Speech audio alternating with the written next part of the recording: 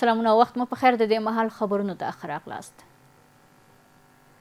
د ایران سپاه پاسداران وایي د امریکا د هوایي بریدونو پر مهال د هرمز تنګي ته څیرمه د ایران په خارک ټاپو کې له 1500 د زیاتو چاودنو غږونه اورېدل شوي دي، خو د تیلو زیربناو ته زیان نه دی اوښتی. بل لور ته د وال سټریټ ژورنال د راپور له مخې د ایران په توغندیزو بریدونو کې د سعودي عربستان د شهزاده سلطان هوایي اډې ته نږدې د امریکا 15 تیل لیږدونکي الوتکې زیانمنې شوي دي. همدارنګه راپورونه وایي چې په بغداد کې د امریکا پر سفارت هم توغندیز برید ترسره شوی دی.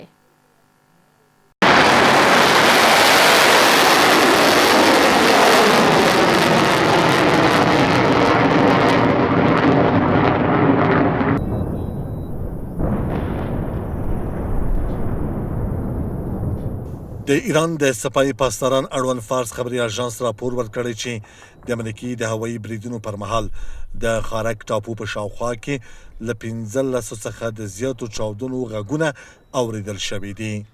د راپور له مخې ځایي سرچینو ویلي چې که څه هم چاودنې شوي، خو په دغو بریدونو کې د تیلو زیربناوو ته کوم زیان نه دی اوښتی. فارس خبري اژانس زیاتوي چې امریکا هڅه کړې وه د بریدونو پر مهال پوځي دفاعي سیستمونه د جوشن سمندري اړه د هوایي ډګر د کنټرول خونه او ځینې نور پوځي ځایونه په نښه کړي. دغه اژانس همدارنګه د خارک ټاپو له ځینو سیمو څخه د لوګي د پورته کېدو راپور ورکړی. دا په داسې حال کې ده چې د امریکې ولسمشر ډونالډ ټرمپ وایي د دغه هیواد پوځ د هرمز تنګي ته څیرمه د ایران پر خارک ټاپو برید کړی. ټرمپ ادعا کړې چې په دغه ټاپو کې د ایران ټول پوځي تاسیسات له منځه وړي دي. ایران خپل شاوخوا 90 سلنه نفت له خارک ټاپو صادروي. دغه راز د ایران توغندیز بریدونو کې په سعودي کې د امریکې 15 تیل لیږدونکي الوتکې زیانمن شوي دي. د امریکې دوو چارواکو ویلي چې د ایران له لوري په ترسره شوو توغندیزو بریدونو کې په سعودي عربستان کې د امریکې د هوایي ځواک 15 تیل لیږدونکي الوتکې زیانمن شوي دي.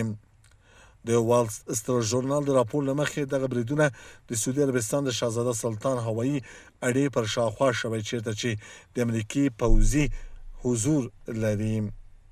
راپور زیاتوي چې یادې الوتکې په بشپړ ډول نه دي ویجاړې شوي، خو د بریدونو له امله یې زیان لیدلی او اوس د ترمیم او بیارغونې چارې روانې دي. امریکایي چارواکو همداراز ویلي چې په دغو بریدونو کې د سر کوم زیان نه دی ورته اوښتی او د اډې پرسونل خوندي پاتې شوی دی. تر اوسه ایران په دې اړه رسمي غبرګون نه دی ښودلی، خو دا پیښه داسې مهال راپور کیږي چې د سیمې امنیتي وضعیت له مخکې څخه هم کړکېچن بلل کیږي. له دې ټولو سربیره د ایران د سپاه پاسدارانو د هوایي ځواک قومندان سید مجید موسوي پر ایکس لیکلي په تیرو 48 ساعتونو کې پر امریکایي او اسرائیلي اهدافو د ایران د توغندیو لګېدو کچه 2 برابره شوې ده. هغه ویلي د ایران د لویو توغندیو پر وړاندې اسمان پرانستل شوی او د ده په وینا د یرغلګرو د سزا لړۍ روانه ده. دا په داسې حال کې ده چې بغداد کې د امریکې پر سفارت توغندیز برید شوی دی. د اسوسییټ پریس د راپور له مخې یو توغندی په بغداد کې د امریکې سفارت دننه د چورلکو ځایناست لیکې ته نږدې لګېدلی. دغه راز بل توغندی د بغداد په مرکزي برخه کې د سفارت په انګړ کې لګېدلی دی.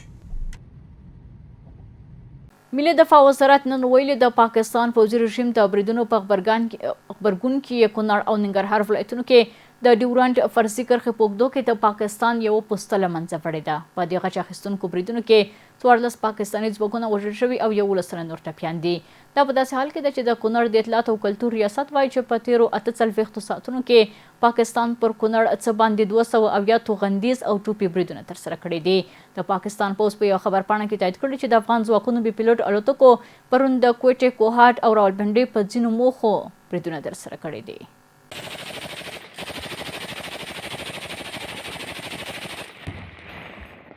د افغان ځواکونو او د پاکستان د پوځي رژیم ترمنځ د تاوتریخوالي او نښتو له زیاتېدو وروسته چې د کابل او اسلام آباد اړیکې یې لا ډېرې ترنګلې کړې دي، افغان ځواکونو د پاکستان وروستیو بریدونو په غبرګون کې په اسلام آباد کې پر مهمو پوځي اهدافو غچ اخیستونکي عملیات ترسره کړي دي. افغان چارواکو اعلان کړی چې تېره شپه د رد ظلم په نوم غچ اخیستونکو عملیاتو کې د پاکستان په پلازمینه اسلام آباد د فیض آباد په سیمه کې یو مهم پوځي مرکز په نښه شوی دی. د راپورونو مخې په دغه عملیاتو کې د دې مرکز د قماندانۍ ودانۍ او مهم پوځي تاسیسات د بې پیلوټ الوتکو له لوري په دقیقه توګه په نښه شوي چې له امله یې پاکستاني ځواکونو ته درنه تلفات اوښتي دي. ملي دفاع وزارت نن پر ایکس پاڼه لیکلي د پاکستان پوځي رژیم د بریدونو په غبرګون کې د کونړ او ننګرهار ولایتونو کې د ډیورند فرضي کرښې په اوږدو کې د پاکستان یوه پوسته له منځه وړې ده.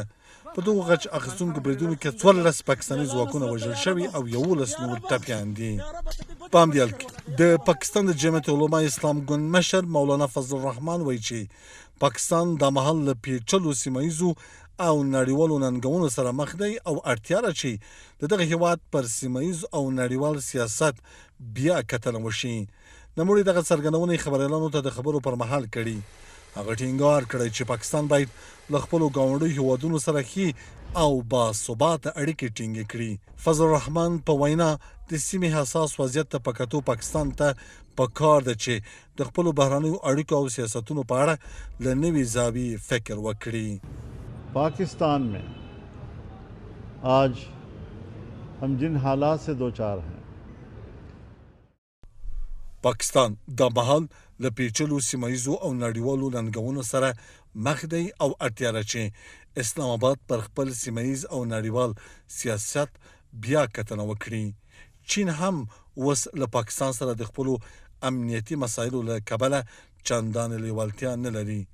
جګړه د ستونزو د حل لار نه ده او دا ډول کړنې کولی شي کړکېچ نور هم زیات کړي. په همدې حال کې د افغانستان د بهرنیو چارو وزیر امیر خان متقي د چین د بهرنیو چارو وزیر وانګ ای سره په ټلیفوني اړیکه کې د کابل او بیجینګ ترمنځ د ډیپلوماټیکو اړیکو د پراختیا د سیمې د امنیتي وضعیت او د روانو سیمایزو بدلونونو د اغیزو په اړه خبرې کړي.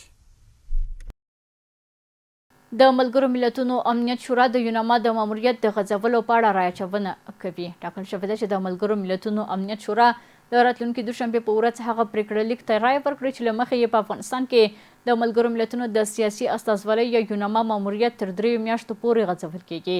راپورونه مخې د یاد پریکړه لیک موخه ده چې د افغانستان په چارو کې د ملګرو ملتونو د سیاسي ماموریت دوام یقیني کړي.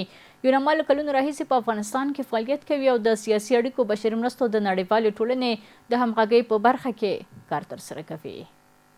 د نیکمرغه کوچني اختر له رانږدې کېدو سره سم په بدخشان ولایت کې د رختونو پلورونکو او خیاطانو کاروبار لا زیات دود شوی دی. خو د دې ولایت یو شمېر اوسیدونکي د رختونو د لوړو بیو او د ځینو جامو د ګنډلو د کیفیت څخه شکایت کوي او له مسؤلینو غواړي چې پر بیو او د ګنډلو پر کیفیت لا ډېر نظارت وکړي. د کوچني اختر په نږدې کېدو سره د بدخشان ولایت په مرکز فیض آباد کې د تکه پلورونکو او خیاطانو کاروبار مخ په غوړېدو دی. د فیض آباد ښار یو شمېر خیاطان وایي چې د دې ورځو په پرتله یې کاروبار زیات شوی دی. د دوی پر وینا په بدخشان کې د نویو جامو چمتو کول یو ډول کلتور ګڼل کیږي او ډیری خلک هڅه کوي چې د اختر په ورځو کې نوي جامې چمتو کړي. دیگه فرض خدا رو دیگه مانی برای کنار نمیشه که دیگه هر شخص به کلا میکنه هیچ جوری که یک کلا باجور میکنه دیگه هر دیگه خانواده تا نفر باشه تا شخص باشه یک کلایی در کلا میکنه کار برام فرض خدا خوبتر است خوبتر شده رفته سر دیگه رو با خوبی شد. طبعا در روزایی که مثلا غیر از این کاروبار ضعیف است باز روزایی که میشه مردم زیاد به خرید میان هر کس داره یا نداره باید بر روز عید کالا بکنن. دیگر فروشات هم در روزهای رمضان نسبت به روزهای عادی خیلی تفاوت زیاد داره. درآمد تخمینی 3000 4000 در قبل از چیزا هست. فعلا خیشال اگر کی تیکه از خدمت میرن روزانه 10000 یا کی 8000 برام نمونه از خدمت اگر تیکه بیاگم به شهری اگر تیکه از بیرون اگر کی بیارن بازو دوتش کمتر است دیگه نسبت به یک تیکه از خدمت میگیرن. په ورته وخت کې د جامې ځینې پلورونکي د کوچني اختر څخه مخکې د پیرودونکو د زیاتوالي په اړه خپله خوښي څرګندوي او وایي چې د دوی بازار په دې ورځو کې د تیرو په پرتله ګرم دی. ما قبلا که بود یک کالا را مثلا 300 افغانی می‌دوختیم در شهر فیض آباد. حالی فعلا نرخی که دوختی کالا 500 تا 5.5 تا 600 شده. ما از مسئولین خواهانستیم که جدا توجه بکنن و کنترل نرخ به دست بگیرن. د یادونې وړ ده چې هر کال د کوچني اختر په رانږدې کېدو سره په بدخشان ولایت کې د تکې پلورونکي او د خیاطانو کاروبار د دې ورځو په پرتله زیاتیږي. له تاسو خپل ټول همکارانو په مننه سره زموږ د شپې 2 بجو خبري ټولګه پر همدې ځای پای ته رسیږي. ښه شپه ولرئ. است.